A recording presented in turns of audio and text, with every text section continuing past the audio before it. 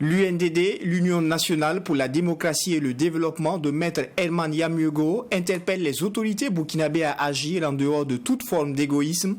L'heure est grave, confie le parti qui était réuni pour procéder à la restitution des travaux de son 4e congrès ordinaire tenu en 2017. Développement dans un instant. Et puis, 5e congrès ordinaire des chauffeurs de la fonction publique et du parapublic. Les travailleurs en question se sont penchés sur certaines réformes engagées et ont réfléchi également sur leur contribution dans la lutte contre le terrorisme. Voici pour le sommaire de ce 13h. Bonjour et bienvenue à cette session d'information. Restitution ce samedi des travaux du 4e congrès ordinaire de l'Union nationale pour la démocratie et le développement UNDD. C'est un congrès qui avait eu lieu en 2017 et au cours de la présente rencontre de restitution, les acteurs de l'UNDD se sont penchés sur la situation sécuritaire. Des structures qui ont vu le jour à l'issue de cette rencontre auront désormais pour mission d'interpeller chaque Burkinabé sur la nécessité d'apporter sa contribution pour une transition réussie. Yassine Sawadgo. Cette conférence de presse des premiers responsables du parti de l'Union nationale pour la démocratie et le développement UNDD a été une occasion d'appeler les nouvelles autorités, les leaders politiques et sociaux à taire leurs divergences et se mettre ensemble pour combattre l'hydre terroriste qui ne cesse d'endeuiller les populations. Cette rencontre avec la presse se tient 5 ans après, soit en 2017, la tenue de son 4e congrès ordinaire. Un rendez-vous qui a permis aux membres du parti d'annoncer la restitution des travaux du 4e congrès et le renouvellement des instances du parti. Que les leaders s'amendent de leur égoïsme et gloutonnerie dévastatrice pour le peuple en se consacrant corps et âme à lui. Que les tenants du pouvoir entrent en voie de responsabilité en assumant les prérogatives qui leur sont reconnues en situation de crise ou de guerre pour mieux défendre le peuple. Les structures qui naîtront de ce congrès auront pour mission de rappeler les uns et les autres à ces obligations tout en titillant la transition pour qu'elle sache développer et consolider une connivence avec le peuple pour mener dans la fidélité de ses engagements la transition jusqu'au bout. Pour les premiers responsables de l'Union nationale pour la démocratie et le développement, l'heure est grave et il faut aller rapidement à une réconciliation nationale. Il faut que le pays soit réconcilié. Regardez ce qui se passe actuellement. C'est triste. Nous ne pouvons pas continuer comme ça. On parle du terrorisme. Ce sont nos propres fils qui se retournent contre nous-mêmes. Avant, c'était des étrangers. Aujourd'hui, c'est nous-mêmes les Burkinabés qui nous retournons contre nous-mêmes. Il faut que nous nous asseyions sur la même table, qu'on se regarde en face, mais qu'on se dise pourquoi un Burkinabé peut prendre une arme contre un autre Burkinabé. C'est qu'il y a un problème. Et pour résoudre ce problème, il faut qu'on s'asseye. Voilà pourquoi nous sommes pour la réconciliation. Et lorsque les cœurs seront réconciliés, les vérités seront dites. Maintenant, on pourra aller à autre chose. L'Union nationale pour la démocratie et le développement UNDD marque son accord à accompagner sans condition le gouvernement de la transition dans toutes ses actions pour un retour rapide de la paix au Burkina Faso. Les chauffeurs routiers de la fonction publique s'interrogent sur leur contribution dans la sauvegarde du patrimoine et la lutte contre le terrorisme. Leur syndicat était réuni hier samedi en marge de leur 5e congrès ordinaire. C'est un cadre de réflexion sur les réformes et qui a permis de renouveler les instances décisionnelles du syndicat. Alexis Wenkouni, Belemnaba. Quelle contribution des chauffeurs routiers de l'administration publique à la gestion du patrimoine de l'État dans un contexte d'insécurité? C'est la thématique qui réunit ici le syndicat national des chauffeurs de la fonction publique à ce 5e congrès ordinaire. Les réformes des textes dans ce secteur par le gouvernement, notamment le changement du service patrimoine en bureau comptable matière, obligent ces acteurs à réfléchir sur les enjeux d'une telle réforme afin d'être prise en compte dans la gestion du patrimoine roulant de l'État. Il y a eu des réformes dans l'administration publique et cette réforme-là, c'est dû à quoi? C'est le changement en fait des services patrimoine en bureau de comptable matière. Et maintenant, ça se trouve que les chauffeurs ne sont pas impliqués dans la gestion même du matériel roulant. Et tout ça, c'est des éléments que les chauffeurs vivent dans la réalité. L'occasion est donnée à ce 5e congrès de faire le bilan des 4 ans du mandat de cette organisation syndicale. Un bilan jugé satisfaisant selon le secrétaire général. C'est des formations sur la législation du travail. Donc, en fait, une session a été tenue hier matin dans cette même salle. Et il y a des sorties de sensibilisation et de recrutement de nouveaux membres sur l'étendue du territoire. Certes, à cause de l'insécurité, nous ne pouvons plus aller partout. On se limite uniquement que dans les régions là où on peut accéder. Le choix de cette thématique est jugé pertinent par le secrétaire général de la Confédération nationale des travailleurs du Burkina. Il espère que ce cadre de réflexion permettra de faire des recommandations et de les transmettre à qui de droit. C'est des acteurs qui sont en tout cas au premier plan de l'insécurité auprès des zones, en tout cas, dans les zones de sécurité. Donc ce qui fait que au jour d'aujourd'hui, ce thème-là permettra, je pense, et j'en suis sûr, aux acteurs, aux membres de ce syndicat-là, de faire la réflexion et de ressortir des recommandations qui pourront être transmises à qui de droit, afin qu'on puisse apporter des réponses à leurs préoccupations pour permettre à ceux qui puissent agir normalement et qui puissent faire en toute quiétude leur travail sur le terrain. Ce 5e congrès va servir également de cadre pour le renouvellement des instances du syndicat national des chauffeurs de la fonction publique. Affaire 49 soldats ivoiriens arrêtés sur le territoire malien depuis maintenant 2 semaines, le dénouement suit son cours. Le Mali, qui entend juger ses soldats qu'il qualifie de mercenaires, est vu comme un pays rempli d'une volonté d'affirmer sa souveraineté par le professeur Ousseini Ili, spécialiste en relations internationales. Ce dernier déclare que la médiation togolaise a été proposée par le Mali. Abdoulrahim Iyenye.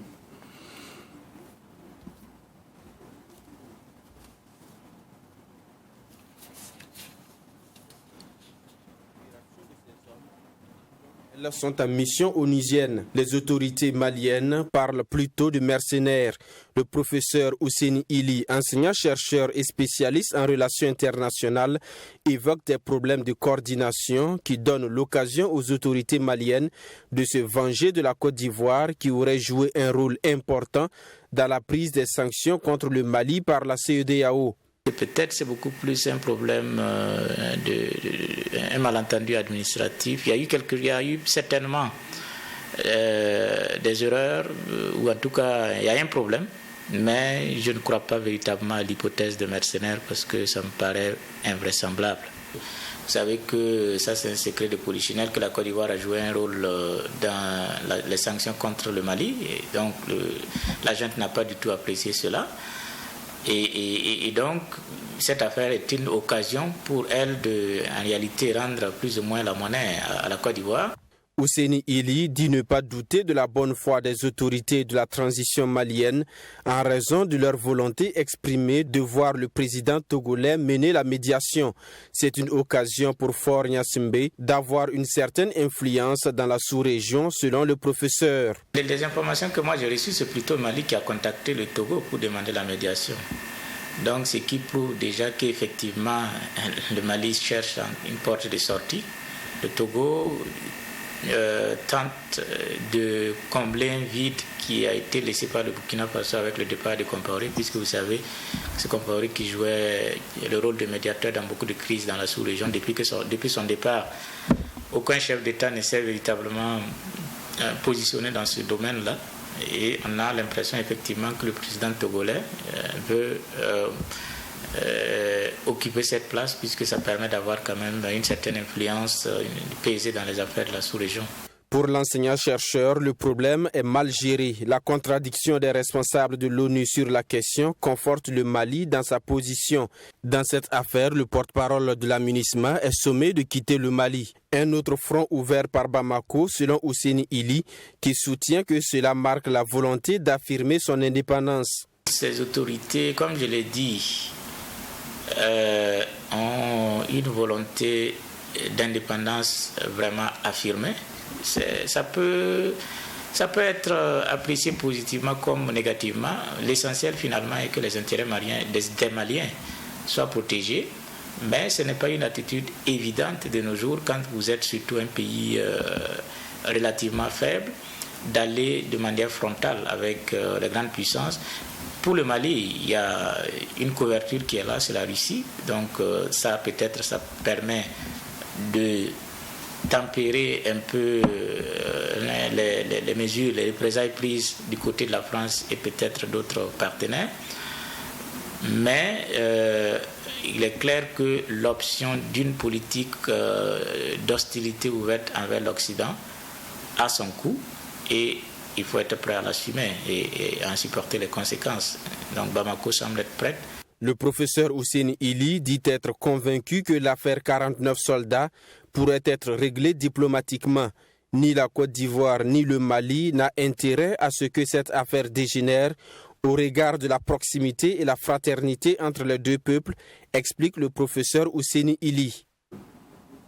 Le professeur Hussein Ili a également réagi sur l'attaque terroriste perpétrée jeudi dernier contre la base militaire de Kati. Selon le gouvernement, la Katiba Massina est responsable de l'attaque qui a fait un mort et 6 blessés du côté des forces armées maliennes. Également, 7 terroristes ont été tués et 8 autres interpellés avec une saisie de matériel. Dans son analyse, l'enseignant-chercheur Hussein Ili, spécialiste en relations internationales, estime qu'il y a à craindre pour le Mali.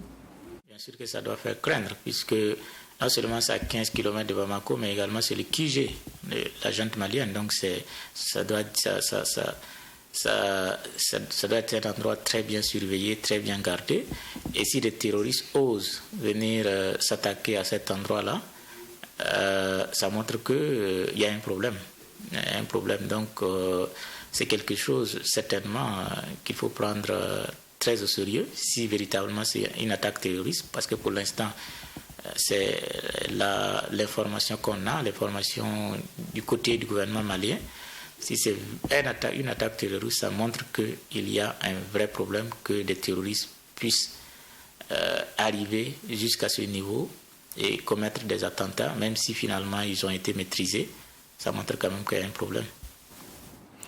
La deuxième session ordinaire 2022 du Conseil d'administration du secteur ministériel du département en charge de l'économie s'est tenue vendredi dernier. 2 principaux objectifs, examiner le bilan de la mise en œuvre du programme d'activité 2022 au cours du premier semestre et identifier les défis à relever. L'ouverture des travaux était présidée par le premier responsable du ministère et le point dans ce reportage signé Maxime Jean-Eudes Bambara.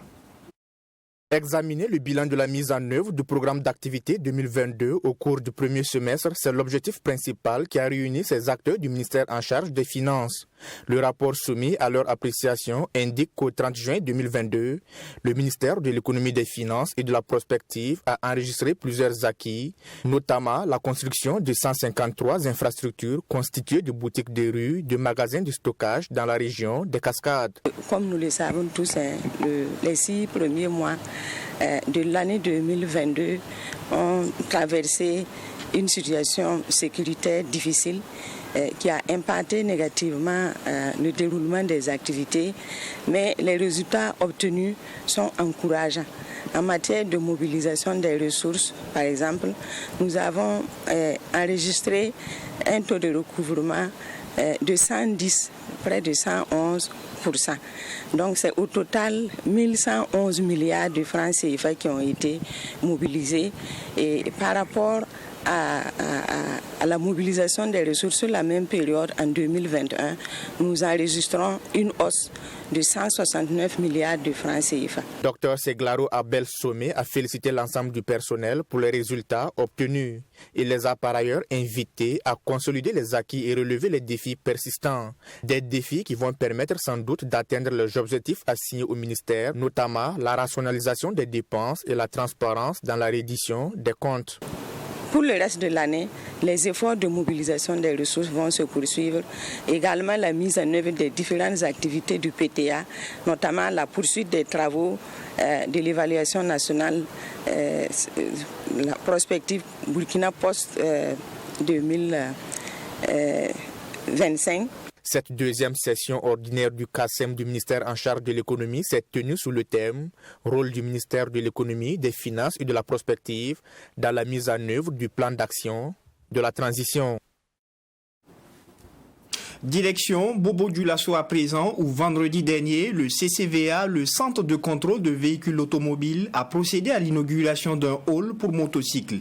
L'infrastructure est estimée à 100 millions de francs CFA et vient offrir un cadre exclusif et facilitateur de l'entretien des motos. 200 motos peuvent être entretenues par jour et le CCVA a profité de cette inauguration pour procéder à l'interconnexion avec la Direction générale des transports terrestres et maritimes DGTTM afin de rendre plus fiables les services rendus aux populations. Reportage de notre correspondant sur place à Bobo, Joseph Koudgou. Après celui de Ouagadougou, le centre de contrôle des véhicules automobiles se dote d'un nouveau hall pour motocycles à Bobo-Dioulasso. Doté d'équipements modernes, la valeur de ce hall est estimée à 100 millions de francs CFA. L'une des innovations se réjouit le ministère des Transports. Par le passé, la visite se faisait ensemble avec les véhicules automobiles à 4 roues. Et maintenant, avec cette innovation, le souhait, c'est de susciter davantage, en tout cas, l'adhésion de la population qui jusque-là est timide pour la visite technique des véhicules à 2 roues, des tricycles et des quadricycles à moteur. L'inauguration de ce hall ce matin participe des efforts du gouvernement conformément à la charte de la transition d'améliorer la sécurité routière. Le gouvernement a fait son devoir. Il appartient maintenant à la population des hauts bassins de façon générale et de Bobo-Dioulasso en particulier de s'approprier de cet outil pour améliorer la sécurité routière, pour protéger leur vie et protéger la vie de la population de façon générale. Cette innovation majeure vient répondre également aux attentes des usagers du CCVA. Occasion pour la structure de procéder au lancement d'une interconnexion entre ses services et la Direction régionale des transports des hauts-bassins. CCVA délivre plusieurs documents, notamment les certificats de conformité, des produits des certificats d'évaluation, et qui rentrent dans le processus d'immatriculation de tout engin importé au Burkina Faso.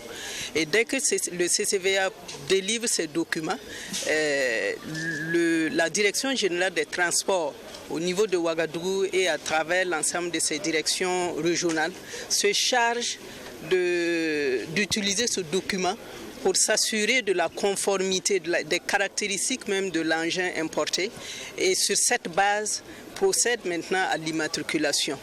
Et comme vous le savez, entre le CCVA et la DGTTM, si le processus est manuel, ça veut dire que c'est le client qui vient retirer le certificat de conformité, qui va le remettre à la DGTTM, il y a de fortes chances qu'il y ait des manipulations en cours de route. C'est pour ça que nous avons décidé de cette interconnexion. Une remise symbolique du matériel d'interconnexion a été faite au représentant du ministre des Transports qui, à son tour, l'a transmis au directeur régional des Transports.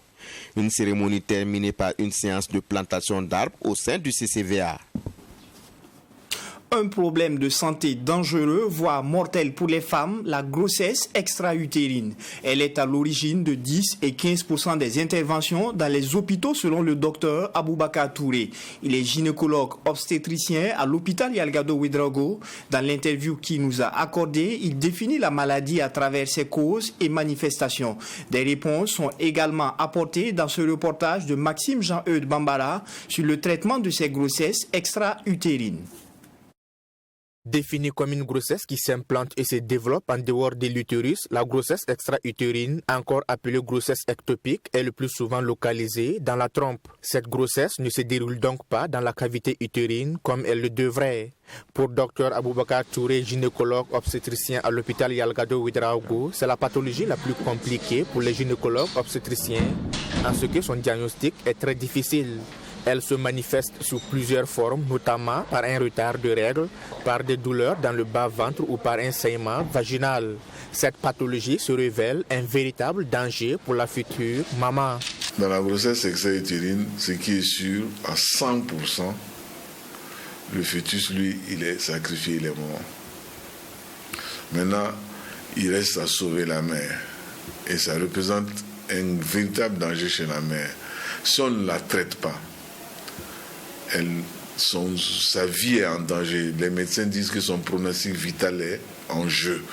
La grossesse extra-utérine est provoquée, selon Dr Touré, dans plus de 80% des cas par l'infection des trompes du fait des maladies sexuellement transmissibles.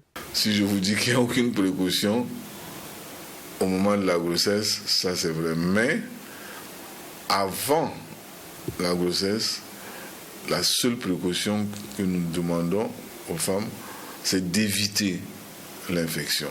C'est l'infection qui va amener la grossesse extra-utérine, particulièrement l'infection des trompes que les médecins appellent salpingite. C'est un peu compliqué, mais bon, il faut savoir que c'est la trompe qui est la voie qui va emprunter l'œuf fécondé pour aller dans l'utérus. Si cette voie-là est bouchée, l'œuf va s'installer dans la trompe et puis voilà. On a une grossesse extra-utérine dite tubaire. Le tabagisme, l'usage du stérilet, l'âge plus avancé de la future maman, les interventions chirurgicales sur une trompe de Fallope ou sur d'autres zones du bassin ou de l'abdomen sont également des facteurs de risque de grossesse extra-utérine. Selon les gynécologues obstétriciens, les cas de grossesse extra-utérine sont assez fréquents au Burkina Faso. Les statistiques nous disent clairement que nous avons les mêmes taux que la Côte d'Ivoire, le Mali, le Togo, le Ghana, le Bénin, le Niger, même le Tchad. Bon, donc c'est à peu près les mêmes taux, à quelques virgules près. Dans les hôpitaux, ce sont les statistiques. Nous avons à peu près entre 10 et 15% des interventions. Parce que ça, c'est les statistiques hospitalières. Maintenant, dans les pays européens, ils font des statistiques nationales. Nous avons des chiffres qui, parfois, ne sont pas, j'allais dire, signalés à l'administration. Donc, il faut faire des statistiques nationales, c'est parfois difficile. Mais bon, nous avons à peu près les mêmes taux. Après l'apparition des signes, le diagnostic et le traitement doivent être faits sans retard pour éviter les complications. Le traitement consiste à éliminer l'œuf mal implanté, soit par un traitement médicamenteux, soit par une intervention chirurgicale. Après la suspension de la 16e édition en 2020 du Salon international de l'artisanat de Ouagadougou CIAO pour cause de Covid-19, l'événement revient finalement du 28 octobre au 6 novembre prochain. Une bonne nouvelle pour les artisans qui par ailleurs expriment des inquiétudes en lien avec l'insécurité.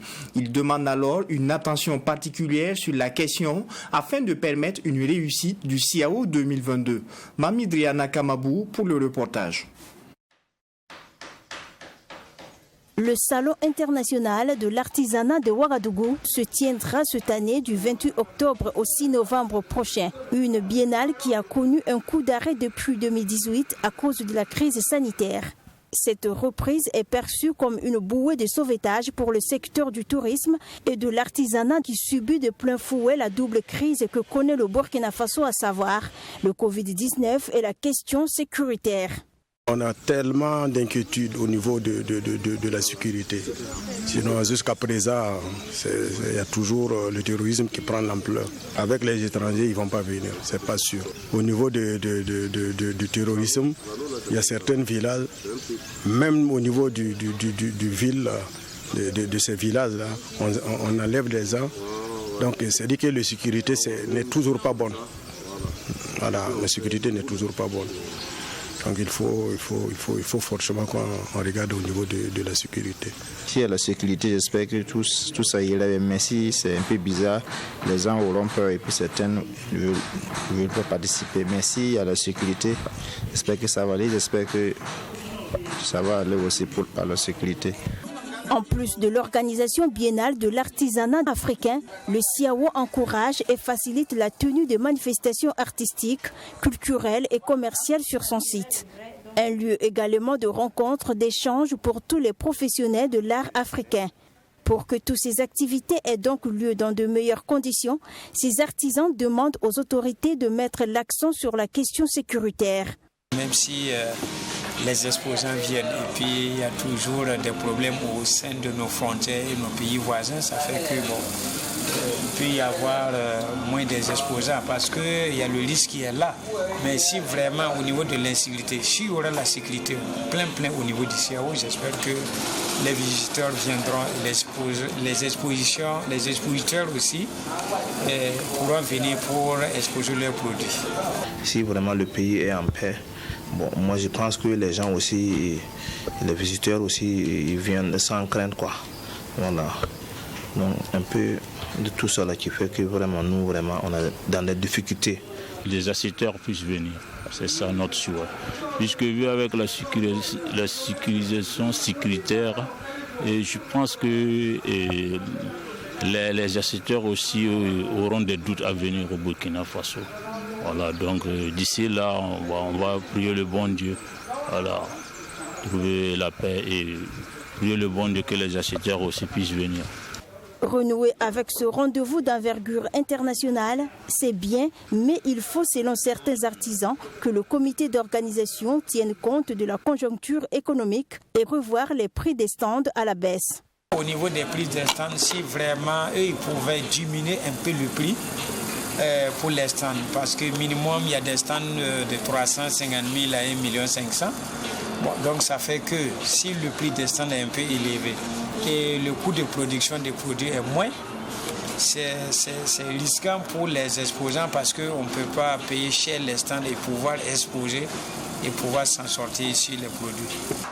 Et pendant que certains craignent pour leurs revenus, d'autres par contre veulent que les autorités offrent une sécurité optimale aux exposants, aux acheteurs, aux acteurs et aux spectateurs à cet événement qui est devenu au fil des ans une plaque tournante de la culture en Afrique. Rien ne va. Donc ce n'est pas une question d'argent pour aller payer le langage là qui est le problème. Pour avoir l'argent payé, ça c'est pas le problème. Le problème, est-ce que tu vas pouvoir vendre? Est-ce que tu vas avoir ce que tu investis dans tes œuvres, dans tes produits? C'est ça le problème. Le Salon international de l'artisanat de Ouagadougou met à la disposition des visiteurs et des exposants un programme de conférences et de panels autour des différents sous-thèmes.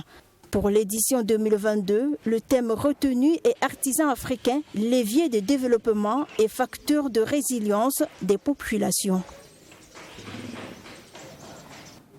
Et c'est tout pour cette session d'information du dimanche. Merci à vous qui l'avez suivi et ne zappez pas, restez fidèles au programme de la télé interactive.